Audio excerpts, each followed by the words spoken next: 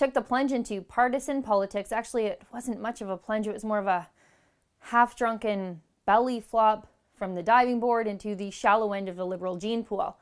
The Canadian telecom giant tweeted out that they support Justin Trudeau and Environment Minister Catherine McKenna and their brand new carbon tax that will kill jobs and make everything more expensive.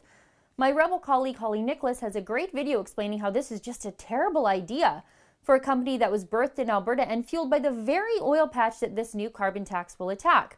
Now, reaction was swift and man alive, it was brutal.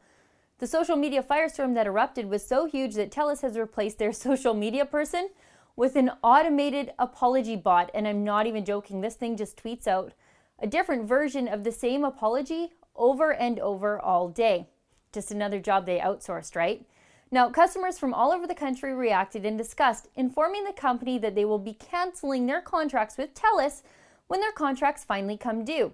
At the Rebel, we launched a petition at canceltelus.ca where you can see Holly's video, make a pledge to not renew your Telus contract, and sign our petition that we will hand deliver to Telus head office. But it wasn't just a bunch of angry Western customers who were fed up with the green automatons at Telus. We have some pretty high-profile politicians on our side too. Here is Tom Kamayak. He's a Conservative MP from Calgary, and he says he's canceling his services with Telus. Here's another one. Wildrose MLA Derek Fildebrand, and he too is canceling his Telus services in his offices. Here is Wildrose leader Brian Jean, scolding Telus for their partisan attack on their own customers and the nearly 2/3 of Albertans who just think a carbon tax is a plain old dumb idea. And here is Conservative MP from Calgary, Michelle Rempel, using her member statement in the House of Commons to excoriate the partisan green pod people at Telus. Just watch. Corporate advocacy, when done right, is a great thing. It raises attention to issues, it spurs philanthropy, it makes people's lives better. Then there are times when it goes wrong. Instead of tweeting support for an environmental action or something issues-based, Telus issued a partisan tweet to the Prime Minister and Environment Minister supporting their tax announcement.